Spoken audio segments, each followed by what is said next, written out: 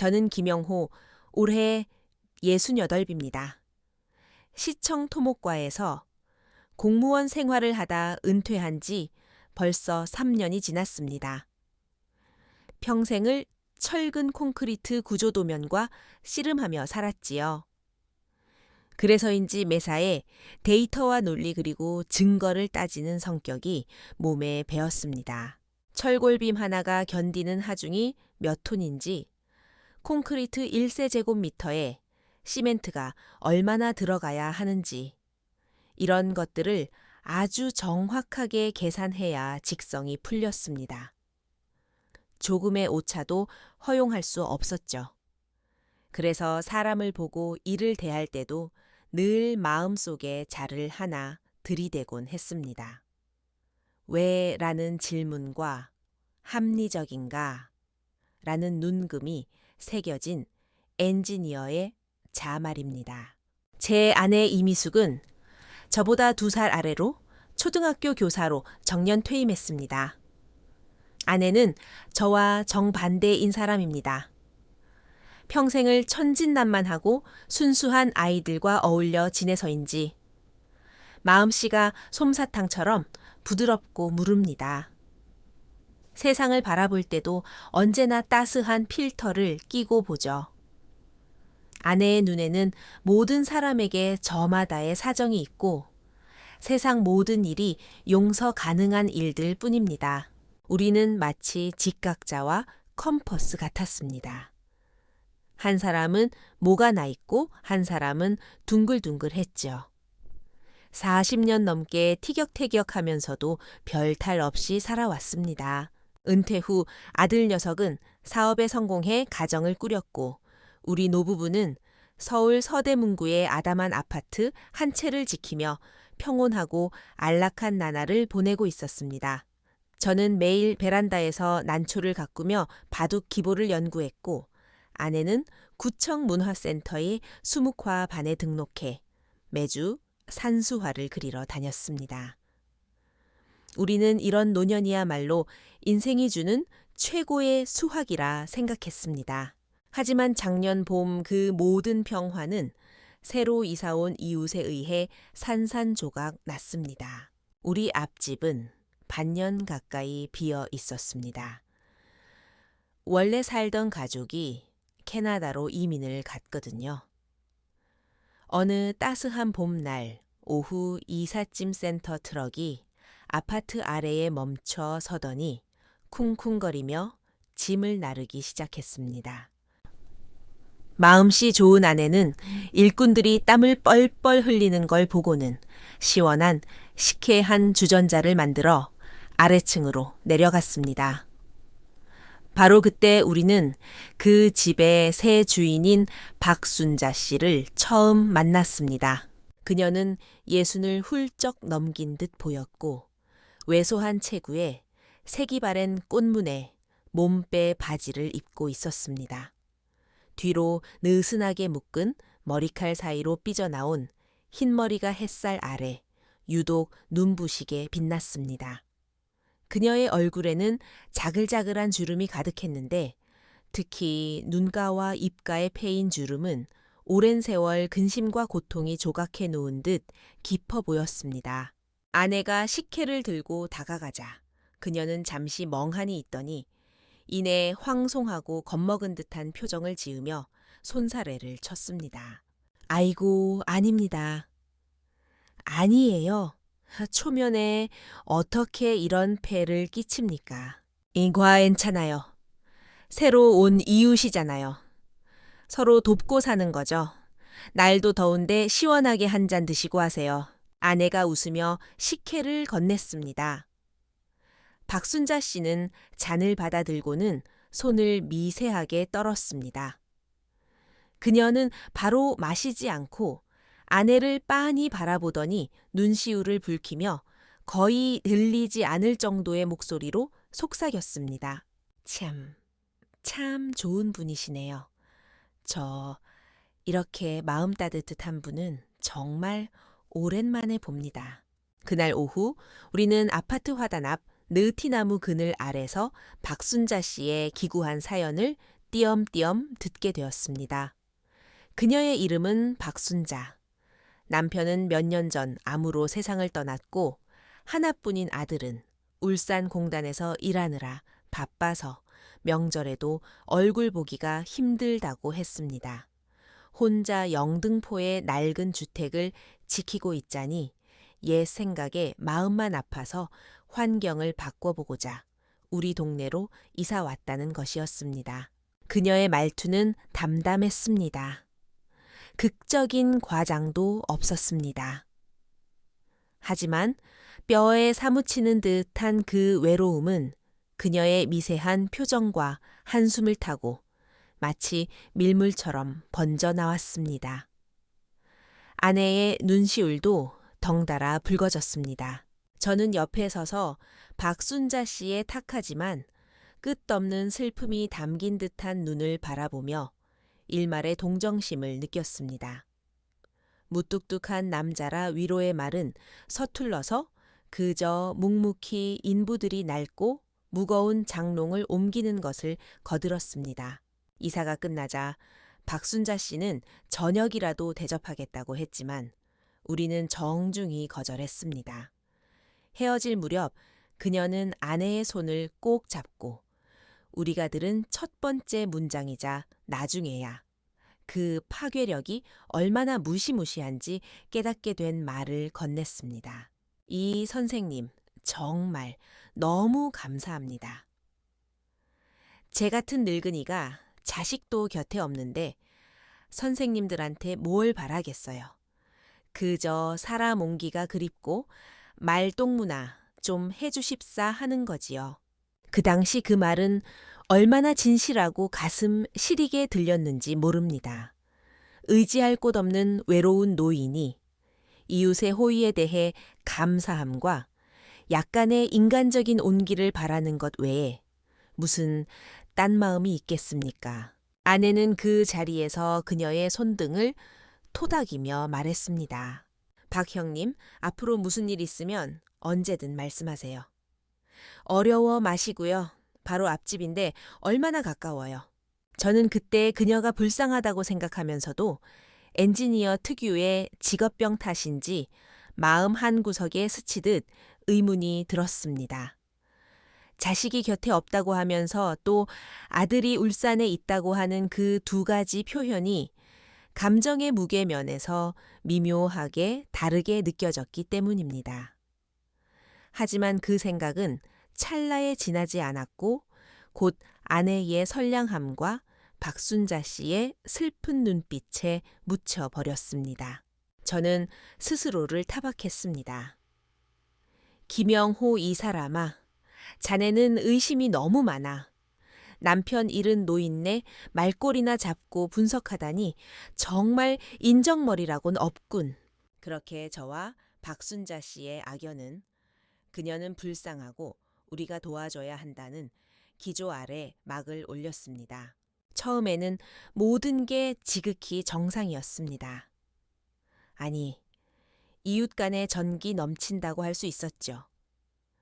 박순자 씨는 거의 먼저 우리를 귀찮게 하지 않았지만 우리는 자주 그녀를 도왔습니다. 아내가 돼지 갈비찜이라도 하면 한 그릇 덜어다 주었고 제가 베란다에 제라늄을 손질하면 가장 잘 자란 화분을 그녀에게 주었습니다. 박순자 씨 역시 직접 담근 장아찌나 시골 친척이 보내줬다는 유정란 몇 알로 보답하곤 했습니다. 그녀의 입에 가장 자주 오르내리는 말은 바로 그 두 번째 문장이었습니다. 아내가 말동무를 해주거나 사소한 도움을 줄 때마다 그녀는 아내의 손을 잡고 감격에 겨운 목소리로 말했습니다. 미숙 씨, 당신은 정말 생불이야, 생불. 당신을 못 만났으면 이 늙은이 진작에 어떻게 됐을지 몰라. 당신이 내 생명의 은인이야. 평생 교직에 몸담았던 아내는 뼛속까지 누군가를 가르치고 이끌어주려는 책임감과 필요한 존재가 되고 싶은 욕구가 있었습니다. 박순자 씨의 이 말은 아내의 마음 가장 연약한 부분을 정확히 파고들었습니다. 그런 찬사를 들을 때마다 아내는 엄청난 만족감과 가치를 느꼈습니다. 단순한 이웃 돕기가 아니라 고독한 영혼을 구원하고 있다고 믿게 된 겁니다. 그런 감정은 박순자 씨에 대한 아내의 호의를 날이 갈수록 깊어지게 만들었습니다. 점차 박순자 씨는 소소한 부탁을 하기 시작했습니다. 처음에는 김 선생님, 욕실 전구가 나갔는데 좀 봐주실 수 있으세요? 라든가 미숙 씨 전기 밥솥 코드가 이상한데 좀 봐줘요. 정도였습니다. 이런 건 손쉬운 일이라 저와 아내는 거절하지 않았습니다. 하지만 서서히 상황은 미묘하게 변해갔습니다. 알게 된 지 한 달쯤 지났을까요? 어느 날 아내가 박순자 씨와 함께 아파트 단지 앞 시장에 다녀온 뒤 제게 말했습니다. 박순자 씨가 장을 보다가 지갑을 안 가져온 걸 알게 되어 아내가 3만 원 정도를 대신 내줬다는 겁니다. 그 형님 참 건망증도 심해. 다 큰 어른이 지갑을 깜빡하다니. 아내는 너그럽게 웃으며 말했습니다. 그래서 돈은 받았어. 제가 무심코 물었습니다. 아유, 당신은 참 겨우 3만 원 가지고 뭘 그래요. 혼자 사는 노인네 연금도 얼마 안 되는데 어떻게 달라고 해요. 아내는 저를 흘겨보았습니다. 저는 더 이상 대꾸하지 않았지만 처음으로 명확한 불쾌감을 느꼈습니다. 액수의 문제가 아니라 원칙의 문제였습니다. 친한 사이일수록 동어래는 확실해야 하는 법입니다. 하지만 아내에게 제 이런 생각은 냉정함이자 째째함일 뿐이었습니다. 그날 이후 아내의 호의는 단순한 이웃 사랑을 넘어 일종의 책임감 있는 돌봄으로 격상되었습니다. 그리고 박순자 씨는 아내의 그런 마음을 어떻게 보상해야 하는지 너무나 잘 알고 있었습니다. 그녀는 칭찬과 눈물을 아끼지 않았습니다. 미숙 씨 어젯밤에 또 가슴이 답답해서 혼자 누워 있는데 꼼짝도 못하겠더라고. 내가 이러다 죽으면 송장이 썩어야 누가 알겠지 싶어 덜컥 겁이 났어. 그러다 미숙 씨 생각이 나더라. 바로 앞집에 당신 같은 좋은 사람이 있다는 걸 떠올리니까 그제야 마음이 좀 놓이더라고. 그녀는 눈시울을 붉히며 아내의 손을 잡고 이런 말을 했습니다. 아내에게는 그 어떤 물질적 보답보다 이 말이 더 효과적이었습니다. 아내는 자신이 박순자 씨의 동아줄이자 잿빛 인생의 유일한 빛이 되었다고 느꼈습니다. 그 결과 아내는 박순자 씨에게 쏟는 시간이 점점 늘어났습니다.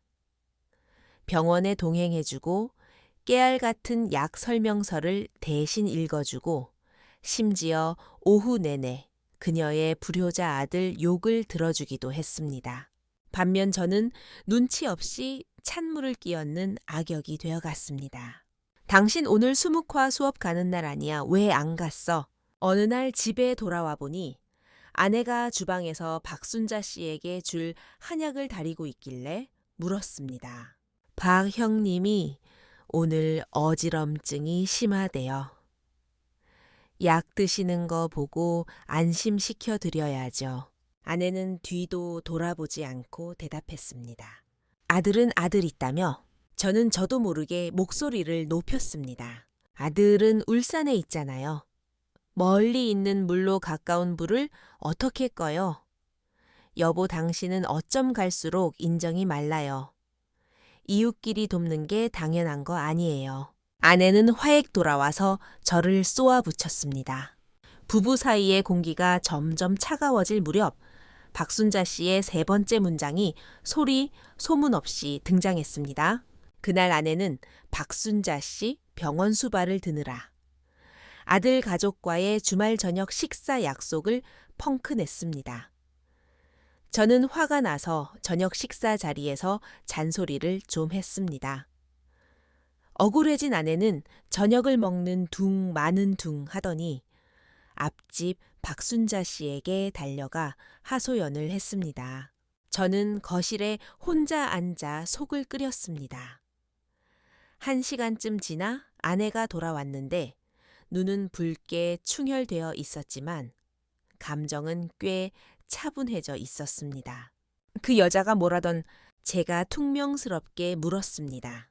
형님은 내 맘 이해한대요. 당신처럼 비난만 하지 않고 아내는 코를 훌쩍이며 말했습니다. 나중에 안 사실이지만 그날 밤 박순자 씨는 그 3번째 문장으로 아내를 완벽하게 자신의 편으로 만들었습니다. 그녀는 먼저 아내와 함께 저를 철없는 남편이라 욕해주고는 화제를 전환해 한숨을 푹 쉬며 말했다고 합니다. 휴 미숙 씨, 너무 마음에 담아두지 마. 집집마다 말 못할 사정 하나씩은 다 있는 법이야. 남자들이란 원래 다 무심해. 저기 위층 왕씨네 봐봐. 남편이 시어머니한테는 끔찍하면서 자기 마누라 반찬짠에 싱겁네 타박만 하잖아. 에휴, 남 얘기해서 뭐해. 이 아파트에서 보면 볼수록 우리 둘만큼 마음 쫙쫙 맞고 속 깊은 얘기할 수 있는 사이가 없어. 우리끼리만 통하는 거지. 이 말의 파괴력은 눈에 보이지 않지만 거대했습니다. 그녀는 저와 아내 사이에 건널 수 없는 강을 파놓은 셈입니다. 그녀는 암시를 걸었습니다. 당신 남편은 당신을 이해 못해. 다른 이웃들은 겉만 번지르르 하지. 오직 나 박순자만이 당신의 진짜 친구이자 동지야. 그때부터 아내는 무슨 고민이 있으면 저 대신 박순자 씨를 찾았습니다. 우리 집안 사정을 박순자 씨가 저보다 먼저 아는 일도 생겼습니다. 제가 박순자 씨에 대해 조금이라도 안 좋은 소리를 하면 아내는 그것을 자신에 대한 몰이해와 좋은 친구를 둔 것에 대한 질투로 받아들였습니다. 우리는 박순자 씨 때문에 수시로 싸웠습니다. 싸움의 주제는 왜 또 병원비를 내줬느냐에서 시작해 나보다 그 여자랑 보내는 시간이 더 많다. 우리 집 비상금도 그 여자 줬느냐로 번져갔습니다. 싸울 때마다 우리 관계는 벼랑 끝으로 한 걸음씩 더 밀려났습니다. 그리고 싸움이 끝나면 아내는 을의 앞집으로 달려가 위로를 받았고 박순자 씨가 주입한 저에 대한 불만을 한가득 안고 돌아왔습니다. 악순환이었습니다. 저는 이 고리를 끊을 힘이 없었습니다. 아내의 세상에서 박순자 씨는 동정받아야 마땅한 약자였고 저는 냉혹하고 이기적이며 돈만 따지는 남편이었으니까요. 선량함이라는 거대한 명분 앞에서 논리와 이성은 너무나 창백하고 무력했습니다. 진짜 위기는 박순자 씨를 안 지 반년이 지났을 무렵 터졌습니다.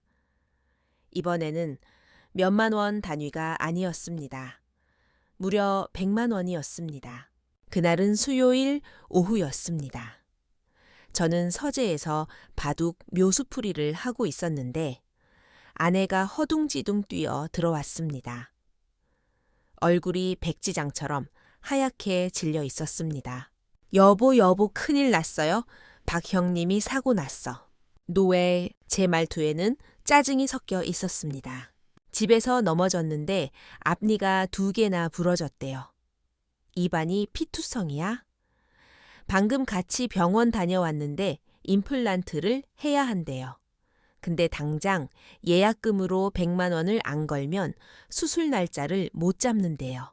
아내의 목소리가 떨렸습니다. 심장이 덜컥 내려앉으며 불길한 예감이 스쳤습니다. 그럼 아들은 아들에게 연락하라고 해. 형님이 못하게 해. 아들이 요즘 일이 안 풀려서 힘들어한다고 짐 되기 싫대요.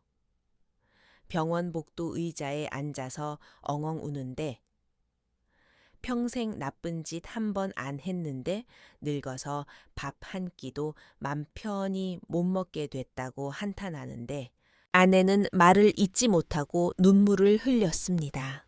여보 형님이 너무 불쌍해. 저는 침묵했습니다. 불안과 동정으로 일그러진 아내의 얼굴을 보며 제가 무슨 말을 해도 소용없으리란 걸 직감했습니다. 예상대로 아내는 눈물을 닦으며 애원하듯 저를 바라봤습니다. 여보 의사가 오늘 꼭 예약금 걸어야 한대요. 형님 수중에 돈이 한 푼도 없대.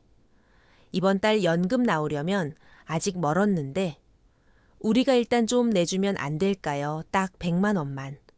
아들이 돈 보내주면 바로 갚는데요. anyway, 저는 거의 소리를 질렀습니다. 제 이성이 미친 듯이 경고음을 울려댔습니다. 이건 함정이다. 이건 사기다. 왜 안 돼요? 아내도 흥분해서 맞섰습니다. 김영호 씨, 당신 어떻게 그렇게 피도 눈물도 없어요. 이빨이 2개나 나갔다니까요. 머리카락 빠진 게 아니라고요.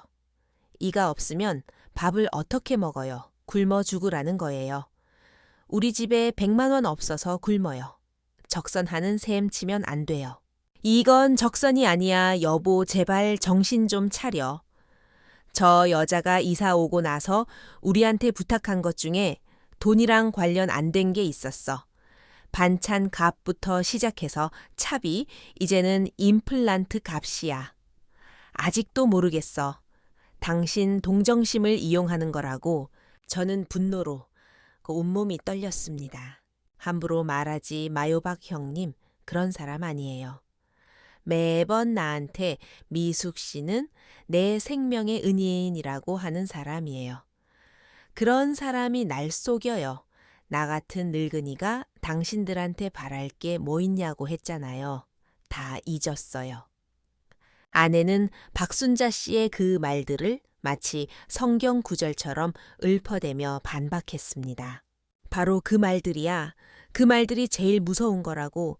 저는 아내의 코앞에 대고 삿대질을 하며 이성을 잃고 소리쳤습니다. 진짜 자존심 있고 어려운 사람은 입만 열면 나 불쌍하다. 바랄 게 없다는 소리 안 해. 그게 감정 착취라는 거야. 알아. 몰라요. 난 그런 거 모르고.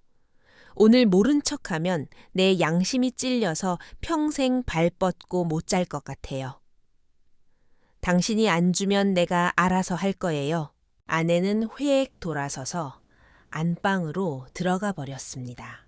그날 밤 우리는 각방을 썼습니다. 새벽에 화장실을 가려고 보니 안방 불이 여전히 켜져 있더군요. 다음 날 아침 눈이 퉁퉁 부은 아내는 아침도 걸은 채 밖으로 나갔습니다. 분명 은행에 갔을 겁니다. 아니나 다를까. 점심때 인터넷 뱅킹으로 확인해보니 우리 부부 공동 생활비 통장에서 정확히 100만 원이 빠져나가 있었습니다. 그 순간 차갑고 딱딱한 손이 제 심장을 꽉 쥐어짜는 것 같았습니다. 숨을 쉴 수가 없었습니다. 아까운 건 100만 원이 아니었습니다. 박순자 씨 때문에 저와 아내 사이에 쌓인 벽이 이제는 허물 수 없을 만큼 두꺼워졌다는 사실이 저를 아프게 했습니다. 40년 넘게 살아온 부부가 알게 된 지 반년도 안 된 남 때문에 서로 속이고 상처 주는 지경에 이른 겁니다. 저는 거실 소파에 앉아 해가 질 때까지 꼼짝도 하지 않았습니다. 아내에게 전화하지 않았고 앞집에 쫓아가 따지지도 않았습니다. 어떤 싸움도 소용없다는 걸 알았으니까요. 아내는 이미 박순자 씨에게 완전히 세뇌당했습니다. 그녀는 스스로 만들어낸 구원자라는 환상 속에 살고 있어서 어떤 충고도 들리지 않을 겁니다. 평생 튼튼한 다리와 건물을 지어온 토목. 엔지니어인 제가 정작 제 가정이라는 가장 견고해야 할 성체에 거대한 균열이 생기는 걸 속수무책으로 바라만 보고 있었습니다. 그 100만 원은 독이 묻은 가시처럼 우리 결혼 생활 깊숙이 박혔습니다. 그 후로 아내는 제 앞에서 더욱 조심스러워졌습니다. 몰래 앞집에 국이나 반찬을 날랐고 제 눈을 피해 박순자 씨와 통화했습니다. 저 역시 말수가 줄었습니다. 집안은 무서울 정도로 고요했고 텔레비전 소리만 공허하게 울렸습니다. 저녁 산책도 뉴스 토론도 시시콜콜한 말다툼도 사라졌습니다. 우리는 한 지붕 아래 사는 타인이 되었습니다. 급하게 심어야 한다던 박순자 씨의 임플란트. 2개는 그녀의 식욕에 아무런 지장도 주지 않는 듯 했습니다. 저는 몇 번이나 현관문 외시경 두어 스코프를 통해 그녀가 아내가 가져다 준 갈비탕 그릇을 들고 맛있게 먹는 모습을 보았습니다. 그녀는 저와 마주치면 여전히 겸손하고 주눅든 미소를 지으며 김 선생님하고 깍듯이 인사했습니다. 마치 그 100만 원 따위는 세상에 존재한 적도 없다는 듯이요. 숨 막히는 억압 속에서 두어 달이 더 흘렀습니다. 박순자 씨는 100만 원에 대해 입도 뻥긋하지 않았고 아내는 잊은 척했습니다. 저는 이게 우리가 치러야 할 수업료의 전부라고 생각했습니다. 더 이상 큰 요구만 없다면 아내의 마음 편한 값이라 치고 넘어가려 했습니다. 하지만 저는 너무 순진했습니다. 인간의 탐욕을 과소평가했고 박순자 씨의 바닥을 너무 높게 봤습니다. 더 큰 폭풍이 조용히 다가오고 있었습니다. 그녀의 목표는 우리 노부부가 평생 모아둔 노후 자금이었습니다. 어느 주말 오후였습니다. 아내가 상기된 얼굴로 헐레벌떡 집으로 들어왔습니다. 여보, 내 말 좀 들어봐요. 우리한테 대박 기회가 왔어. 아내가 저를 소파에 앉히며 신비로운 표정으로 속삭였습니다. 그녀의 들뜬 모습을 보자 가슴이 또 철렁 내려앉았습니다. 무슨 기회? 박 형님이 알려준 건데요. 아내의 눈이 반짝였습니다. 형님, 먼 친척이 상장을 앞둔 바이오 기업 고위 임원이래요. 지금 회사 내부에서 우리 사주를 배정받을 수 있는데 1주당 1만 원짜리가 상장만 하면 최소 10만 원은 간대요. 10배예요. 10배. 여보. 순간 제 피가 거꾸로 솟는 것 같았습니다. 비상장 주식 내부 정보. 전형적인 사기 수법이 평생 교단에 섰던 아내의 입에서 튀어나오다니요. 박 형님 친척이 형님 사정 딱하다고 몰래 물량을 좀 줬대요. 총 5천만 원어치인데 형님이 여기저기 끌어모아도 얼얼 500만 원이 부족하대요. 그래서 우리 생각이 났대. 우리가 생명의 은인이니까 이런 좋은 기회 있으면 제일 먼저 챙겨주고 싶었다고. 우리가 월 500만 원만 보태주면 나중에 주식 상장해서 팔고 수익을 반반 나누자고 했어요. 그럼 적어도 6천만 원은 번다고요. 아내는 마치 그 돈이 이미 주머니에 들어오기라도 한 듯 흥분해서 떠들었습니다. 메스우가, 저는 최대한 목소리를 깔고 말했습니다. 나봐, 당신 정말 그 귀신 씻나락 까먹는 소리를 믿는 거야. 귀신 씻나락이라니요. 박 형님이 직접 들었다는데 거짓말이겠어요. 아내의 얼굴이 굳어졌습니다. 사람이 좋은 마음으로 같이 잘 살아보자고 가져온 정보를 당신은 왜 또 의심부터 해요? 김영호 씨, 당신은 세상 모든 사람이 우리를 해치려 한다고 생각하죠. 모든 사람이 아니라 바로 그 박순자가 우리를 해치려는 거야. 저는 참다 못해 소파에서 벌떡 일어났습니다. 머리가 있으면 생각을 좀 해봐. 그렇게 확실하게 돈 버는 일이면 울산에 있다는 그 아들은 시골 친척들은 왜 하필 우리야? 저번에 임플란트 한다고 빌려간 100만 원 갚았어. 안 갚았잖아. 그건 아들이 엄마를 안 믿어서 그렇대요. 모자 사이가 안 좋아서. 그리고 친척들한테는 돈 있는 거 알면 빌려달라고 할까봐 비밀로 한대요. 아내의 변명은 궁색하기 짝이 없었지만 눈빛만은 고집스러웠습니다. 그리고 100만 원은 이번에 주식으로 돈 벌면 이자까지 쳐서 갚는데요. 하원금의 이자까지 기가 차서 허수음이 나왔습니다. 더 큰 떡밥 던져서 우리 노후 자금까지 싹 털어가려는 수작이야. 여보, 1, 2, 500만 원 우리 늙어서 아프면 써야 할 병원비야. 그거 건드리면 진짜 끝이야. 제 말에 아내도 폭발했습니다. 김영호, 나 진짜 지긋지긋해. 당신은 내가 박 형님이랑 잘 지내는 게 꼴보기 싫은 거지. 우리 사이 질투하는 거지.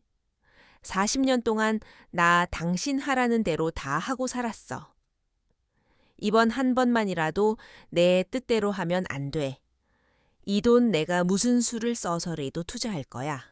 그건 우리 부부 공동재산이야. 나한테도 절반의 권리가 있어. 그날 우리는 결혼 40년 만에 가장 격렬하게 싸웠습니다. 집안에 던질 수 있는 물건은 다 날아다녔고 결국 아내는 울면서 방으로 들어가 문을 걸어 잠갔습니다. 난장판이 된 거실에 털썩 주저앉아 저는 세상이 무너지는 기분을 느꼈습니다. 이번에는 정말 아내를 그리고 이 가정을 잃을지도 모른다는 공포가 밀려왔습니다. 그 후 며칠간은 냉전보다 더 끔찍했습니다. 우리는 적이 되었습니다. 아내는 말을 안 했고 저도 피했습니다. 저는 혹시나 아내가 돈을 빼낼까봐 통장과 도장을 몰래 숨겼고 출근하듯 집을 지켰습니다. 제가 집을 비우면 그 사이에 은행에 갈까 봐서요. 하지만 저는 한 가지를 간과했습니다. 인터넷 뱅킹이라는 것이 있다는 사실을요. 일주일 뒤 월요일 저는 습관처럼 통장 정리를 하러 은행에 갔습니다. 창구 직원이 건네준 얇은 통장을 펼쳐 든 순간 마지막 거래 내역 뒤에 찍힌 긴 영을의 행렬이 시뻘겋게 달궈진 인두처럼 제 눈을 지졌습니다. 15천 원. 인터넷 뱅킹으로 낯선 계좌로 이체된 철러인 오로색만 원. 저는 통장을 쥔 손을 덜덜 떨었습니다. 은행 안은 에어컨이 빵빵하게 돌아가고 있었지만 저는 불타는 용광로에 떨어진 듯 온몸이 뜨거웠습니다. 어떻게 은행을 나와 집까지 왔는지 기억도 나지 않습니다. 현관문을 열자 거실에 앉아 있던 아내가 제 손에 통장을 보고는 사색이 되었습니다. 저는 소리 지르지 않았습니다. 욕도 하지 않았습니다. 그저 아내 앞으로 걸어가 탁자 위에 통장을 던지며 저 자신도 낯설 만큼 차분하고 섬뜩한 목소리로 말했습니다. 이미숙 당신이 이겼어. 저는 서재로 들어가 문을 닫았습니다. 앞집에 쫓아가 박순자 씨 멱살을 잡지 않았습니다. 의미 없다는 걸 알았으니까요. 이미 돈은 넘어갔고 엎질러진 물입니다. 지금 가서 난리 쳐봤자 온 동네 사람들에게 우리 집안 꼴만 우스워질 뿐입니다. 평생을 성실하게 살아온 엔지니어 김영호가 늙막의 겉보기에 연약해 보이는 노인네의 뻔한 사기극에 휘말려 가정을 망치고 노후 자금을 털렸다니. 일주일 동안 저는 서재에 틀어박혀 나오지 않았습니다. 밥도 거의 먹지 않았습니다. 아내는 식사를 문 앞에 두고 조용히 사라졌습니다. 우리 사이에는 방문 하나가 아니라 1,500만 원이라는 돈으로 쌓아 올린 빙산이 가로막혀 있었습니다. 이혼 생각은 하지 않았습니다. 40년 정이 있으니까요. 아내는 나쁜 사람이 아닙니다. 그저 어리석을 뿐이죠. 구제에 불능길 정도로 멍청해서 자신의 선량함에 눈이 멀어 남에게 이용당하면서도 오히려 그 사람을 돕는 꼴이 된 겁니다. 하지만 이대로 끝낼 수는 없었습니다. 내 피 같은 돈이 그 거짓말쟁이의 주머니로 들어가는 걸 그냥 두고 볼 수는 없었습니다. 억울했습니다. 데이터와 논리 증거를 중시하는 저의 엔지니어 기질이 다시 꿈틀거렸습니다. 일주일 뒤 서재문을 열고 나갔습니다.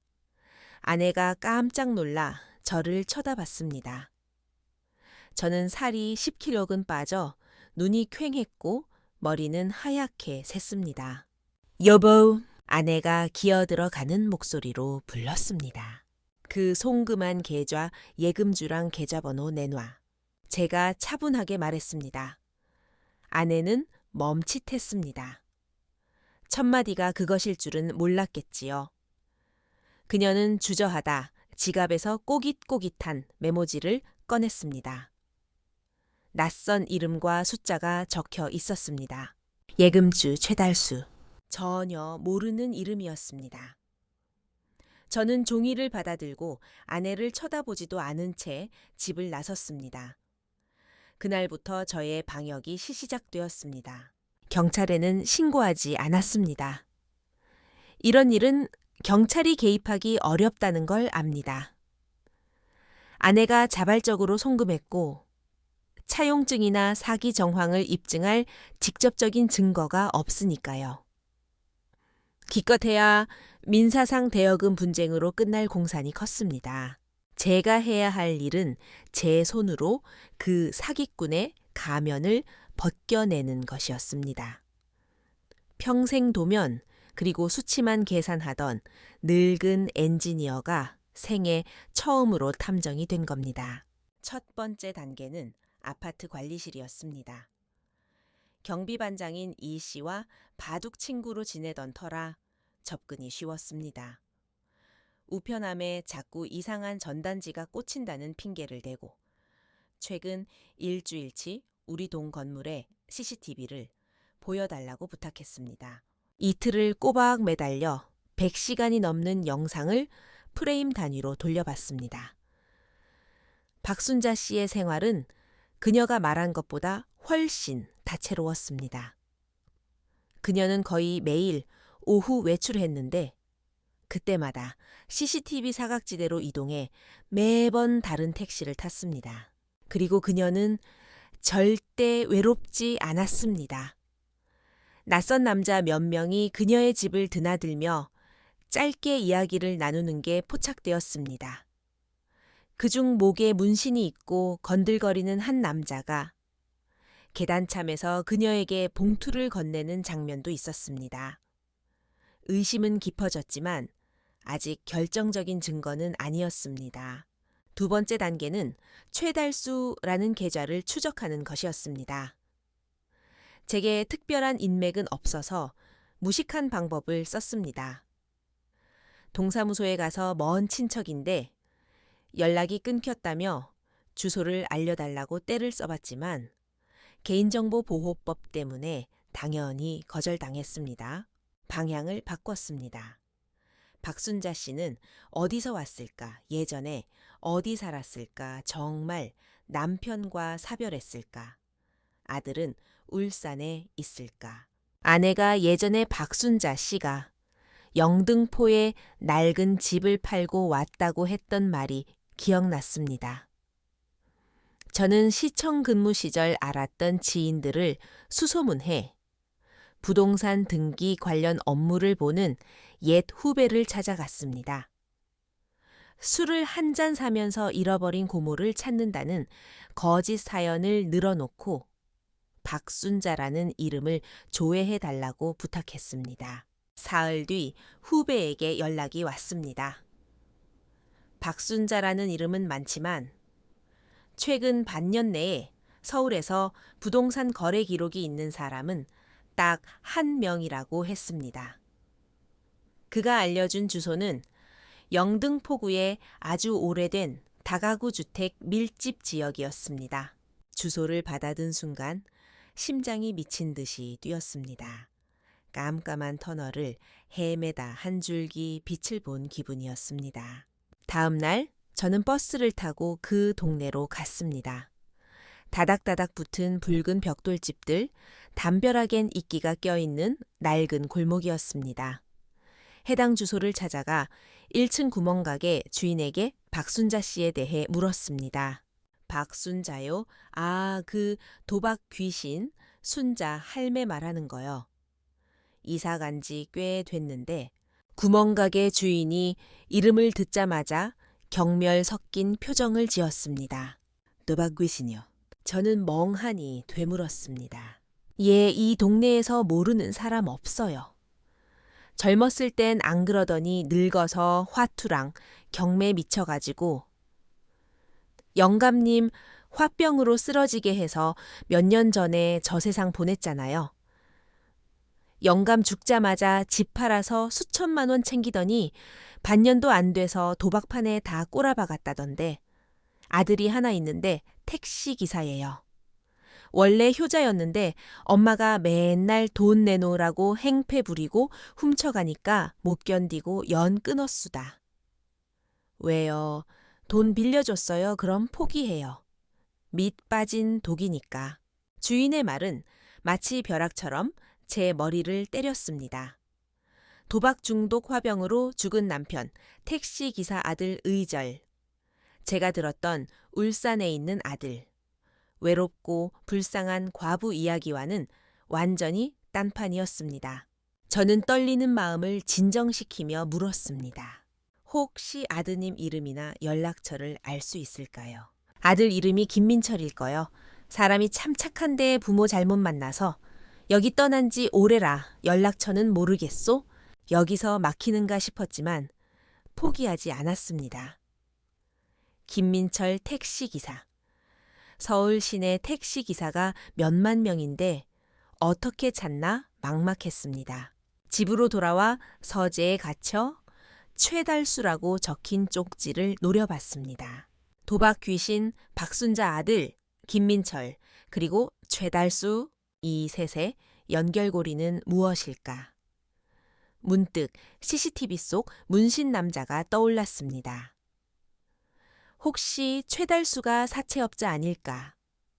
박순자가 우리에게 뜯어낸 돈을 도박빚 갚는 데 쓴 거라면 추론이 맞아떨어지는 것 같았습니다. 아들 김민철을 찾을 수 없다면 최달수에게 접근해야 했습니다. 저는 대담한 도박을 하기로 했습니다. 제 비상금 통장에서 5만 원을 찾아 은행 창구로 갔습니다. 그리고 최달수의 계좌로 송금하면서 보내는 사람 이름 대신 메모란에 네 글자를 적어 넣었습니다. 박순자 상환. 이건 미끼였습니다. 만약 최달수가 채권자라면 뜬금없는 5만 원 입금과 이 메모를 보고 어떤 반응을 보일까? 박순자에게 연락하거나 새로운 호구인 줄 알고 내게 연락하지 않을까 송금할 때 제 전화번호를 남겼습니다. 그 후 이틀간 저는 피가 마르는 심정으로 기다렸습니다. 제가 둔 수가 악수가 될지 묘수가 될지 알 수 없었으니까요. 3일째 아침 전화벨이 울렸습니다. 모르는 번호였습니다. 여보세요. 누구요? 당신이 박순자 그 할망구 지인이야. 걸걸한 남자의 목소리가 들렸습니다. 심장이 터질 것 같았지만 꾹 눌렀습니다. 박순자요. 누구신데 그러시죠? 저는 잘 모르는 분인데요. 개소리 마. 그저께 내 통장으로 5만 원 꽂으면서 박순자 이름 적었잖아. 나 최달수다. 당신 누구야? 그 옆편네 또 어디서 딴짓거리 하고 있어. 상대는 짜증이 잔뜩 섞여 있었습니다. 찾았다. 바로 이놈이다. 저는 목소리를 가다듬고 연기를 시작했습니다. 아, 생각났습니다. 길에서 어떤 아주머니가 급하다고 부탁해서 대신 보내드린 건데 그분이 빚이 좀 있는데 일단 이자라도 보낸다고 하셨던 것 같네요. 연락 안 되세요. 아오 이 빌어먹을 할망구. 내 돈 2천만 원 떼먹고 잠수 탄 지 한 달이 넘었어. 전화도 안 받고 집도 비우고. 당신 그 할망구 지금 어디 있는지 알아불어. 최달수가 고함을 질렀습니다. 전들 알겠습니까? 그냥 길에서 마주친 건데. 형님, 저는 그쪽이랑 엮이고 싶지 않습니다. 저는 겁먹은 척하다가 슬쩍 미끼를 던졌습니다. 근데 그 아주머니가 돈 보낼 때 통화하는 걸 들었는데 무슨 주식 상장이 임박했다면서 대박 터지면 형님 돈부터 제일 먼저 갚겠다고 하던데요. 아내가 박순자에게 들었던 레퍼토리를 그대로 읊었습니다. 전화기 너머 최달수가 잠시 침묵하더니 코웃음을 쳤습니다. 주식 하이고 퍽이나? 그 할망구 대가리의 주식은 무슨? 또 어디 가서 사기치고 있구먼. 하여간 제 버릇게 못 주지. 알았수다. 재수 옴 붙었네. 최달수가 전화를 끊으려 했습니다. 형님, 저는 아는 게 이것뿐입니다. 저한테 해코지하지 마십시오. 전화를 끊고 긴 한숨을 내쉬었습니다. 과정은 살떨렸지만 이제 100% 확신할 수 있었습니다. 박순자 씨는 우리에게 투자를 명목으로 1,500만 원을 뜯어내 고스란히 사채 빚을 갚는 데 쓴 겁니다. 증거는 모였습니다. 하지만 아내의 환상을 박살내기 위해서는 가장 확실한 증인이 필요했습니다. 바로 박순자의 아들 김민철 씨입니다. 저는 다시 동사무소 후배를 찾아갔습니다. 이번에는 솔직하게 털어놨습니다. 가정불화 얘기는 빼고요. 박순자라는 여자에게 사기를 당했는데 아들 김민철 씨가 해결의 열쇠라고 제발 규정 위반인 건 알지만 연락처만 좀 알려달라고 사정했습니다. 후배는 제 집념에 혀를 내두르며 한참 고민하더니 말했습니다. 선배님 딱 한 번입니다. 제가 알려드린 거 절대 비밀로 하셔야 해요. 이틀 뒤 전화번호 하나를 받았습니다. 번호를 누르는 손이 땀으로 흥건했습니다. 전화기 너머의 아들은 어떤 사람일까? 엄마처럼 사기꾼일까? 아니면 구멍가게 주인 말대로 불쌍한 피해자일까? 신호가 가고 잠긴 목소리의 남자가 받았습니다. 여보세요. 혹시 김민철 씨입니까? 네, 누구시죠? 김 선생님, 저는 서대문구에 사는 김영호라고 합니다. 어머님, 박순자 씨의 이웃입니다. 수화기 너머로 시벼 초간에 침묵이 흘렀습니다. 그리고 깊고 고통스러운 한숨소리가 들려왔습니다.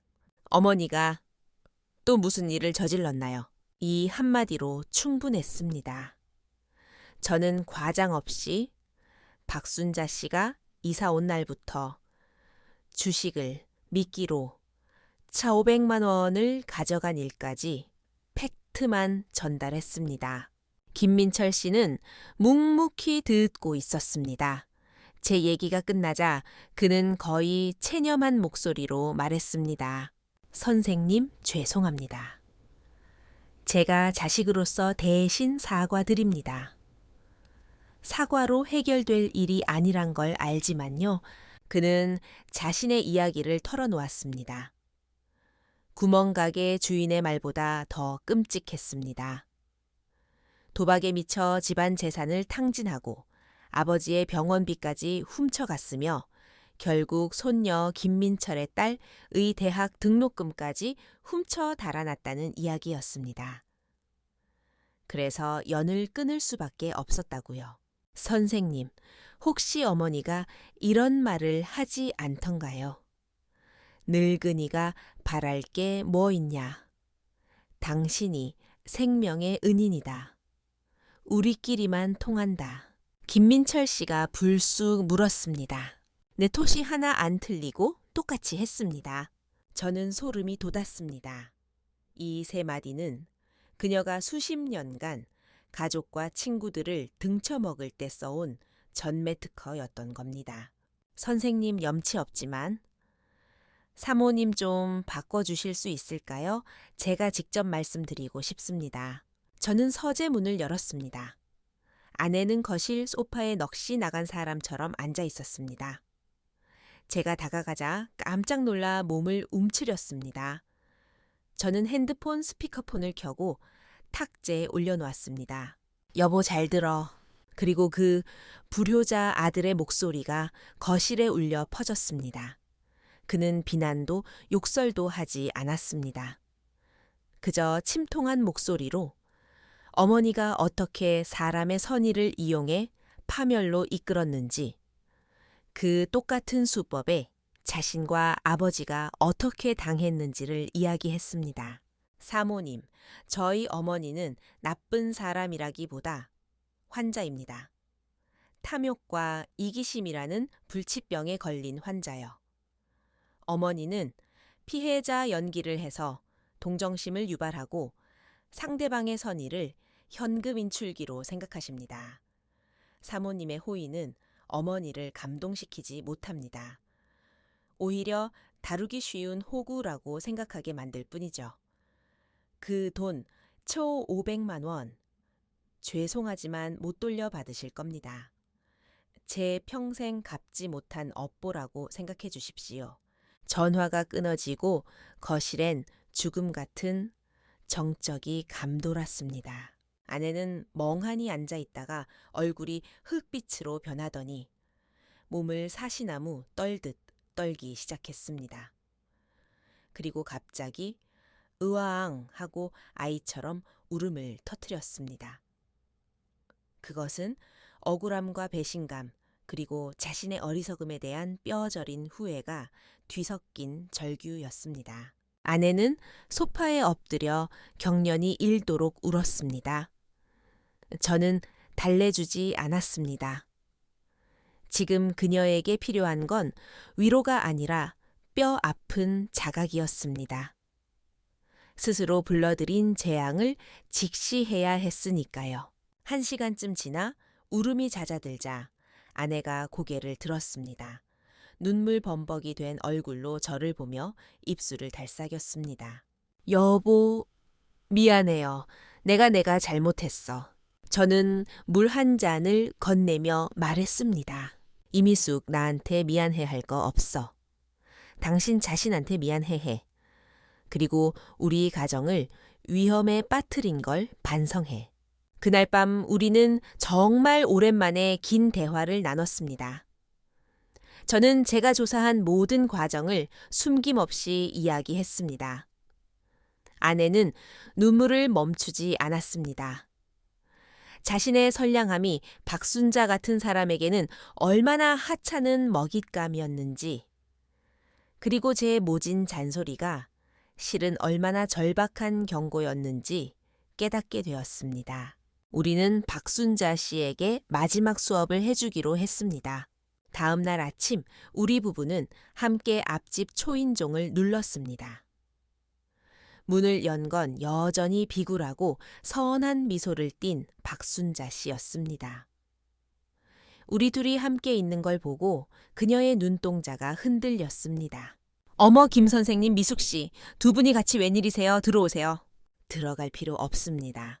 제가 문 앞을 막아서며 차갑게 말했습니다.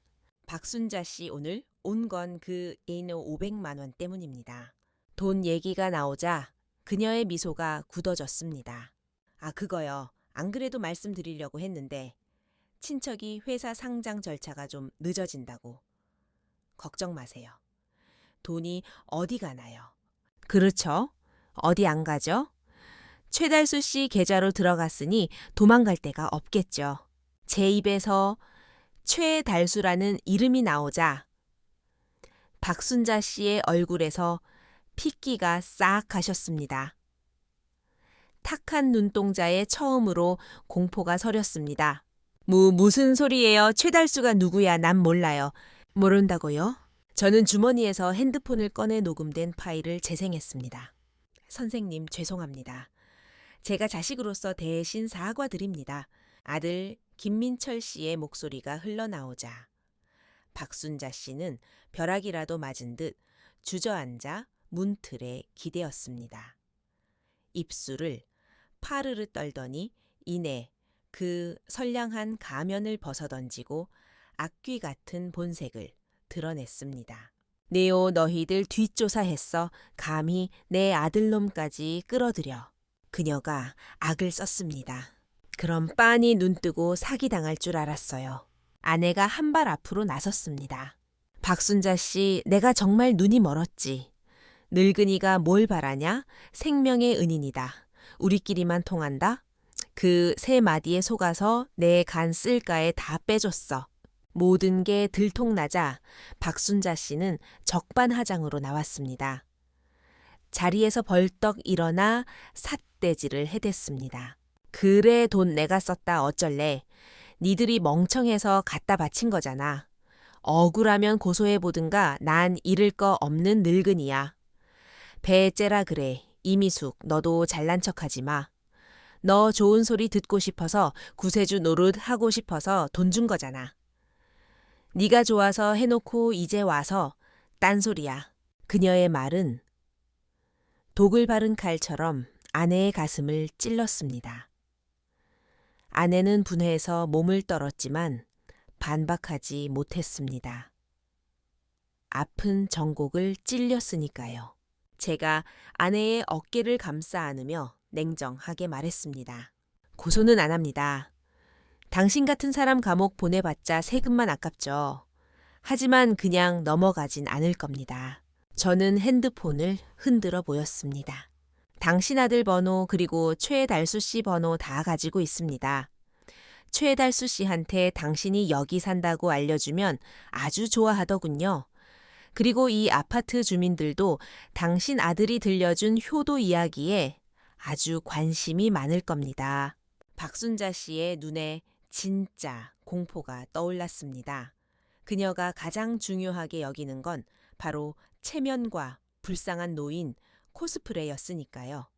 이웃들에게 실체가 까발려지면 더 이상 이곳에서 기생할 수 없다는 걸 그녀도 알았습니다. 다 당신들 설마 누구 보시죠? 우리는 뒤도 돌아보지 않고 돌아왔습니다. 그날 밤 앞집에서는 쿵쿵거리는 소리와 고함이 들려왔습니다. 다음 날 아침 출근길에 보니 앞집 현관문에 붉은 라카로 똔 가파이라는 글씨가 큼지막하게 써져 있었습니다. 최달수 씨가 다녀간 모양입니다. 이틀 뒤 이삿짐 트럭이 다시 왔습니다. 박순자 씨는 이웃들의 수군거림 속에 쥐새끼처럼 도망치듯 이사를 갔습니다. 그녀가 떠난 날 찌뿌둥하던 서울 하늘이 맑게 개었습니다.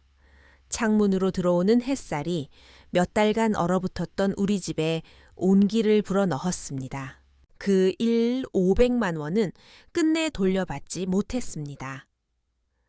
그 돈은 우리 부부의 노후 자금에서 떨어져 나간 살점이자 영원히 지워지지 않을 흉터가 되었습니다. 하지만 아이러니하게도 이 폭풍을 겪고 나서 저와 아내의 관계는 예전보다 더 단단해졌습니다. 우리는 하마터면 서로를 그리고 이 가정을 잃을 뻔했다는 걸 알았으니까요. 우리는 대화하는 법을 배웠고 서로의 결핍을 이해하게 되었습니다. 아내는 더 이상 덮어놓고 퍼주는 호구가 되지 않기로 했습니다. 선량함에도 날카로운 이빨이 필요하고 동정심에도 선이 있어야 한다는 걸 배웠습니다. 저 역시 흑백 논리에만 갇혀 있지 않고 이성적 판단 너머에 감성적인 배려를 두는 법을 배웠습니다. 제가 이 부끄러운 이야기를 꺼낸 것은 동정을 바라서도 제 어설픈 탐정 놀이를 자랑하려는 것도 아닙니다. 일 500만 원이라는 거액을 주고 산 이 피눈물, 나는 교훈을 선한 마음을 가진 여러분께 전해드리고 싶어서입니다. 여러분, 주변에 혹시 이런 노인이 있습니까? 겉보기엔 너무나 가련하고 도움 없이는 못 살 것 같은데 입만 열면 그 세 마디를 달고 사는 사람 말입니다. 첫째, 나 같은 늙은이가 바랄 게 뭐 있겠어? 이것은 당신의 경계심을 무장해제시키는 마취제입니다. 둘째, 당신은 나의 생명의 은인이야 살아있는 부처님이야. 이것은 당신에게 도덕적 우월감이라는 왕관을 씌워 그 늪에서 빠져나오지 못하게 만드는 족쇄입니다. 셋째, 집집마다 사정 다 있어 우리끼리만 통하는 얘기야. 이것은 당신을 가장 가까운 가족으로부터 고립시키고 오직 자신만을 의지하게 만드는 가스라이팅입니다. 이 세 마디가 들린다면 제발 경계 경보를 울리십시오. 진정한 선의는 상호 존중과 적절한 거리두기에서 나옵니다. 밑 빠진 독에 물 붓기나 감정적 인질극이 아닙니다. 인품이 나쁜 사람은 나이를 먹는다고 현명해지지 않습니다. 그들의 탐욕과 이기심은 세월과 함께 더 교묘해지고 치명적으로 변할 뿐입니다. 인간성을 시험하지 마십시오. 당신은 백전백패할 가능성이 큽니다. 그런 사람을 만나면 조용히 그리고 단호하게 멀어지는 게 상책입니다. 당신의 선량함은 너무나 귀한 것입니다. 가치 없는 사람에게 함부로 낭비하지 마십시오. 김영호의 이야기는 여기까지입니다. 처음에 순수한 호의가 1,500만 호선의 수업료로 끝나버린 이 사건은 위장된 약자가 어떻게 평범한 사람의 선의를 파고들어 감정을 착취하는지 적나라하게 보여줍니다. 여러분은 이 사건을 어떻게 보셨습니까? 어떤 분들은 아내 이미숙 씨의 우유부단한 성격이 화를 불렀다고 할 수도 있고, 어떤 분들은 박순자 씨의 치밀한 설계 앞에서는 누구라도 당했을 거라 생각하실 수도 있습니다. 여러분의 삶에도 혹시 나는 불쌍하다, 바랄 게 없다는 말을 입에 달고 사는 박순자가 있었나요? 있었다면 어떻게 대처하셨나요? 그리고 만약 가족이 이미숙 씨처럼 잘못된 관계에 깊이 빠져 있다면 남편 김영호 씨처럼 직설적으로 파헤치는 게 정답일까요? 아니면 더 현명한 방법이 있을까요? 댓글로 여러분의 경험과 지혜를 나눠주십시오. 우리 함께 이야기해 봅시다. 오늘 이야기가 도움이 되셨다면 구독과 알림 설정 부탁드립니다. 그리고 이 경고가 필요한 소중한 분들에게 공유해 주십시오. 더 많은 선량한 분들이 자신을 지킬 수 있기를 바랍니다. 감사합니다.